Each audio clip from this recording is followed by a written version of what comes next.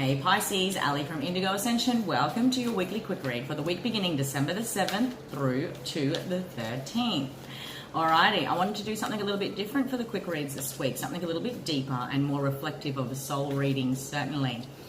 We have a lot of significant astrology transits this month, and next week is the Sagittarius solar eclipse on the 14th.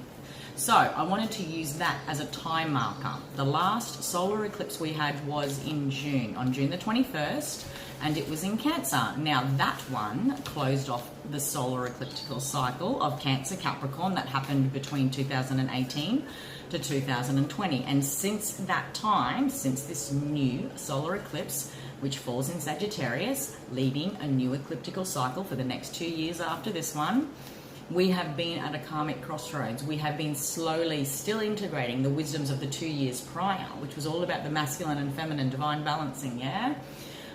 Which was all about union, which was all about merging, this activating a new energy source. Gemini Sagittarius is very much a new way in which to experience this Mercury energy and this drive and fire energy for gold not here. Okay, so we're working with manifestation energy in many ways. Now, I call it the karmic ecliptical crossroads simply because each of us is unique. We will know in ourselves if we have used this year to deeply integrate wisdoms thanks to the retrogrades. We will know in ourselves if we have deeply integrated the wisdoms of the previous ecliptical cycle and we're ready for this new one. All of us is unique, certainly, but there is no better than or worse than. When it comes to karma and dharma, there is no punishment and reward. It simply is telling a deeper story about this core essence within all of us that creates and manifests. And we can certainly keep manifesting based on old paradigms, beliefs, or we can manifest based on a new level, multidimensional understanding of self, yeah? We're manifesting then from a new energy. No different to how our cells are constantly recreated each and every day. They're dying off, and we're creating new ones. If I was vibrating to the energy of stress, it would be creating a certain kind of cell or cells.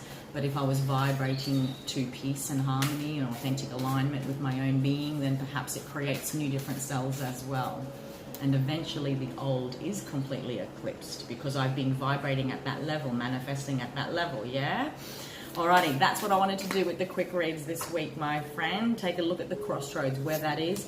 And certainly I have noticed the zodiacs are 50-50. Many seem to be recreating karma, if you like, or going around the wheel again in order to deeply come to an aha moment when it comes to integrating wisdom. The other half seem to have already integrated wisdom and they're going on to that next level of self. It is unique to us all. There is no better than or worse than, and perhaps it all comes down to our relationship with deeper knowing and intuition. We're human, yeah? We need to see it to believe it. It needs to be tangible and in front of us. And perhaps that faith and unfolding, having blind faith, that this feels right, this is new for me, this is right for me. I'm up against the shadow of my ego, second guessing self until I get that tangible evidence. What if that very act of letting go of the past fears, past ways of perceiving, that past experience is the same energy of surrender that is required to surrender to the energy of faith when it comes to manifestation? As human beings, we find it very hard to let go of the old and surrender, yeah? But it is that same process that will activate that surrender to surrender into something much bigger than myself. All right? We're all on the same mountain, just at different stages. There's nothing better than or worse than. It is simply where we're at. And if I have to go around the karmic wheel again, I trust it's because I yet haven't had my aha moment, so that my perceptions have completely shifted. And I am looking at my past in a whole new way. And I'm looking at my future and opportunities in a whole new way. And my love language is different to what it has always been, or the way in which I communicate is now different. How I and hold space for vulnerability and authentic expression is now different, which is all evidence of a consciousness shift. And that's all that is. Repeating karma is all about getting to that divine place all of us deserve to be in, where we have those aha moments and we just know it is now time for the new. Okay, self-esteem and trust. There's been this relationship with intuition and trusting self. How you have had to second guess self, perhaps, Pisces, if I can pick up these cards. This new relationship you have with self-esteem and trust has taken you into the center of not just your sacral chakra, but perhaps also your solar plexus, where there is this esteem energy, okay? How I feel like I've got stronger self-esteem or otherwise, how I second guess myself, how I've identified this year where I was continually creating foundations that built up the same storylines based on the same energy and produced the same result that I said I would never want to see again. Where have you had to surrender to trust? Please don't mind the crunching and the noise in the background. It's a problem with recording on a Monday. Got a little one there. All right, so where has your relationship with trust, with intuition, with your third eye, experiencing third eye upgrades in many ways, experiencing a new relationship with intuition this year, has been enhanced, or at least you've had the opportunity to strengthen it and enhance it? Because what was on offer was this clarity, was a strong sense of knowing, a new way in which to communicate, a new way in which to feel clear, rather than second guess and feel uncertain based on our esteem of self and abilities, based on esteem, based on our decision immediately to trust what we know, rather than second guessing self. Wow, Queen of Swords is a beautiful example of a consciousness upgrade. She just knows, like this one you don't cross with. She doesn't second guess self. She doesn't make decisions based on self-esteem and is it okay to say this, to put this boundary line down? Is it right to... There was something here about trusting that it was completely safe to embody the energy of the Queen of Swords. And maybe you had to, okay? Maybe there is a significant air sign at play for you guys. But you had to get clear this year, this retrograde cycle, this eclipse crossroads that is either karma or dharma for you, is all about how you are clear in your mind about this Ace of Coins, because that centers your reading. The Ace of Coins is a significant marriage. The Ace of Coins is a significant career. The Ace of Coins is your relationship with money and abundance, how you view it, how this ever back and flow of trust and second guessing self, okay? When it comes to knowing clearly in your mind, because I feel like I'm connecting to Pisceans, you need to feel it strongly up here before you say yes, before you go, yeah, I do trust. Yeah, I do have strong self-esteem. How can you flip that script and see where that manifestation process is actually happening here? Now, I've mentioned it in a few of the zodiacs. It is all the same energy, just different storylines, okay? They're soul readings. There is very much a 50-50 split. Now, where we create space for manifestation is also connected to our emotions, and we could probably say that is in our sacral chakra. The sacral chakra is a creative source. It is also so intrinsically linked to our energies of grief and loss, where our trust in our intuition hasn't worked out in the past. So I'm hence holding grief in that space. It's also very closely linked to the solar plexus, where my confidence and willpower has taken a blow at times, in the times I have lost, failed, whatever the case may be. There was something here about the safety of the mind before trusting the processes and energies that happen at these energy centers, Pisces.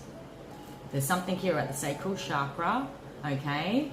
There's something here about the solar plexus chakra and how they are intrinsically linked to every other chakra, the base chakra, the heart chakra, the third eye chakra. Look at this. It's almost like this kundalini. Sorry, Pisces. But look, I just thought that was so interesting. Look, it's almost like a refresh and reset to all chakras in many ways, so that you could come to this new relationship with your third eye and your crown chakra. It's a kundalini activation. It is an awakening on one level or many. Maybe this year it had to happen in that way. Maybe I'm connecting to many Pisceans that have been going through some form of an awakening and at least a very transmutation of the old, because on deeper subconscious level, Pisces, you guys, Aquarius is leading us into the age of Aquarius, and you guys are surrendering the age of Pisces. So you are feeling grief and letting go on deeper levels in many ways. And sure, you're like, Ali, but I've got my own circumstances and life experiences going on. I get it. but this underlying collective theme for all of Pisces, for all Pisceans, has been this releasing of the old in many ways. And a very natural part of the awakening process is once we go through that dark night of the soul and that release, that grief process, this Kundalini activation happens from the base chakra through to up into the heart chakra. So we're resetting and refreshing how we perceive self, the past, opportunities, and we're actually opening up our crown. I can really apply that so symbolically, but I need to keep this video short because, as you can hear, I've got a disruptive little person in the background. There's something here about this learning, okay? So the pages are all about learning, yes. This new beginnings in many ways. I'm learning these new aspects about myself, learning how I've allowed that process to happen that way and I should have done it this way, or whatever the case may be. It is about confidently feeling strong and secure rather than feeling clouded, Pisces. And underneath that was the relationship you have with your higher self. There was a new way in which to connect to it this year. And I feel in many ways maybe the relationship you had, the perceptions you had around higher self, the role it plays in your life, had to go under a metamorphosis in many ways. I feel I'm connecting into many Pisceans that are at a crossroads of developing a whole new relationship with their higher self in order to activate manifestation energy. Like I said, that same energy center where we hold space for our emotions, our creativity, our reproduction, okay, is where we create, is the same space that we hold grief. And it is very strongly associated with our solar plexus as well, our willpower, our self-esteem, our second-guessing self. It was here that deep transformations had to come so you could get clear on this Ace of Coins, okay? The Ace of Coins is not just about money, it's about long-term stability. It's about a new stability, a new learning that had to happen to recreate strong foundations that will take you into longevity, into the future, careers, money, relationships, take it however it resonates. I'm connecting into Pisceans that know that you are on point, you are at your highest element. When you feel strong in here, yes. But it can also keep you disconnected from what had to happen as far as a thorough reset, if you like. Like I said, this feels like Kundalini activation. This feels like an awakening of the chakras on a whole new level in many ways too. Like I could literally be connecting to Pisceans that are, I've been through Kundalini activations before. This is a whole new awakening to a different level of self. Thus, it's a whole new awakening to a different level of working with manifestation energy. Alrighty, Charoite, wowie. Psychic power, transmutation, and intuition. Pisces. These are pretty easily attainable too, by the way. Drawing this card, Pisces, signifies you are ready to access your deeper inner wisdom and bring it into your everyday life. You are about to embark on a period of growth and transformation in all areas. There you go, my friend. That is your weekly quick read for the week beginning December the 7th. Now, if you would like to book a personal reading with me, you can do so online by heading on above to the bio link or down below if you're watching on YouTube. Until next time, have an empowered week, my friend. Take care.